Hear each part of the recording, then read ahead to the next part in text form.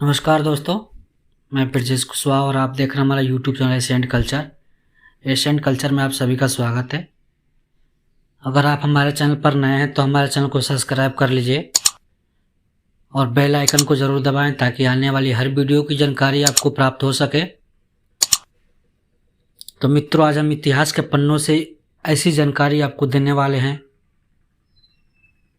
जो जानकारी सुनकर, जिसकी कथा सुनकर आपके रोम रोम रोंगटे खड़े हो जाएंगे।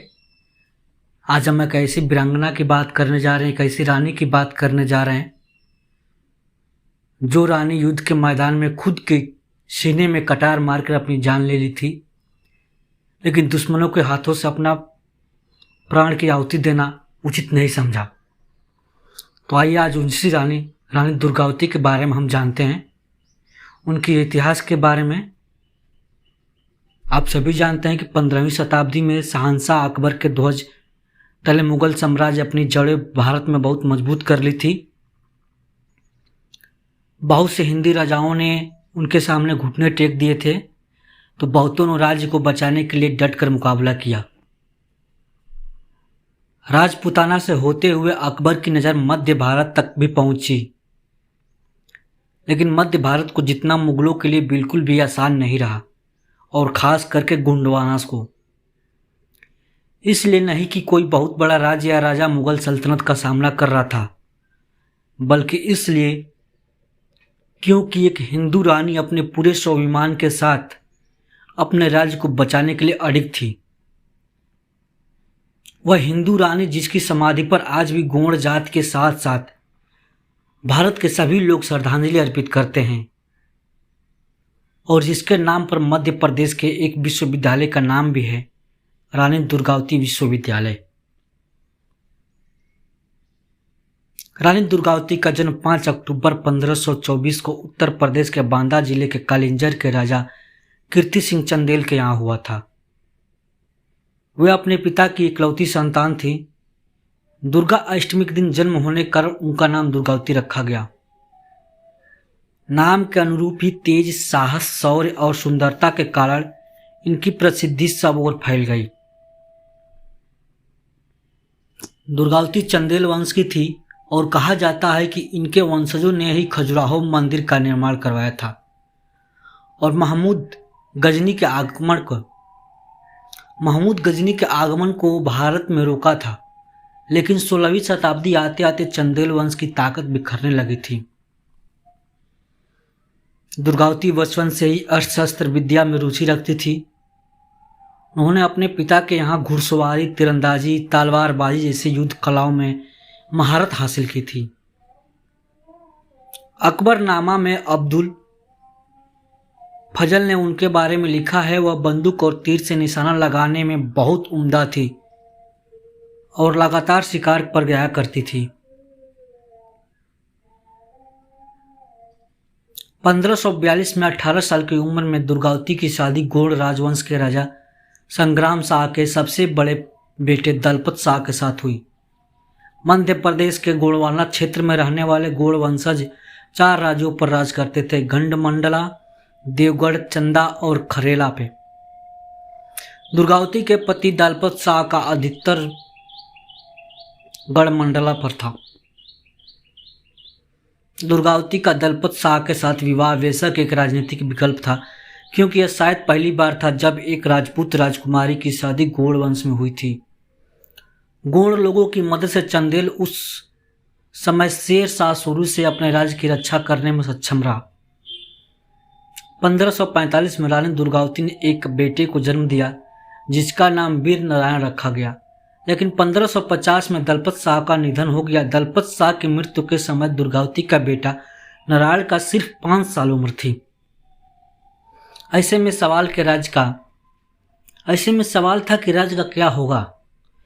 लेकिन यही नहीं, वह समय था जब दुर्गावती ने केवल रानी नहीं बल्कि एक बेहतरीन शासक के रूप में उभरी। उन्होंने अपने बेटे को सिंहासन पर बिठाया और खुद गोंडवाना की बागडोर अपने हाथों में ले ली।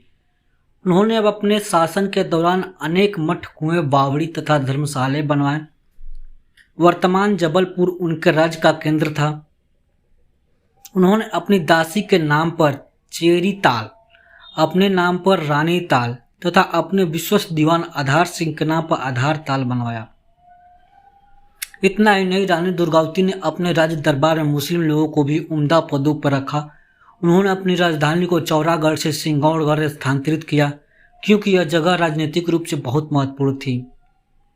उन्होंने अपने पूर्वजों के जैसे ही राज्य की सीमाओं को बढ़ाया।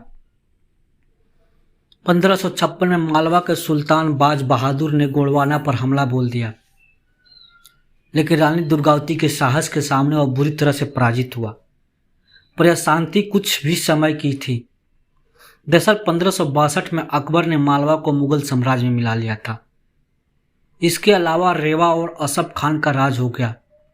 अब मालवा और रेवा दोनों की सीमाएं गोंडवाना को छूती थी, तो ऐसे में अनुमानित था कि मुगल साम्राज्य गोंडवाना को भी अपने में विलय करने की कोशिश करेगा। 1564 में असफ खान ने गोंडवाना पर हमला बोल दिया। इस युद्ध में रानी दुर्गावती ने खुद सेना का मोर्चा संभाला। हालांकि उनकी सेना छोटी थी, लेकिन दुर्गावती की युद्ध शैली ने मुगलों को भी चौंका दिया। उन्होंने अपनी सेना की कुछ टुकड़ियों को जंगलों में छिपा दिया और बाकी को अपने साथ लेकर चल पड़ी। जब असफ खान ने हमला किया और उसे लगा कि रानी की सेना हार गई, तब भी पीछे से छिपी हुई सेना ने तीर बरसाना शुरू कर दिया और उसे पीछे हटना पड़ा।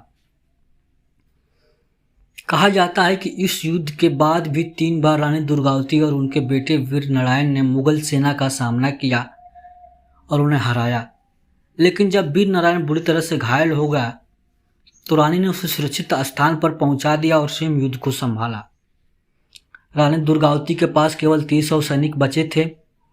रानी को भी सीने और आंख में तीर लगे, जिसके बाद उनके सैनिकों ने उन्हें युद्ध छोड़कर जाने के लिए कहा। लेकिन इस योद्धा रानी ने ऐसा करने से मना कर दिया। वह अपनी आखिरी सांस तक मुगलों से लड़ती रही।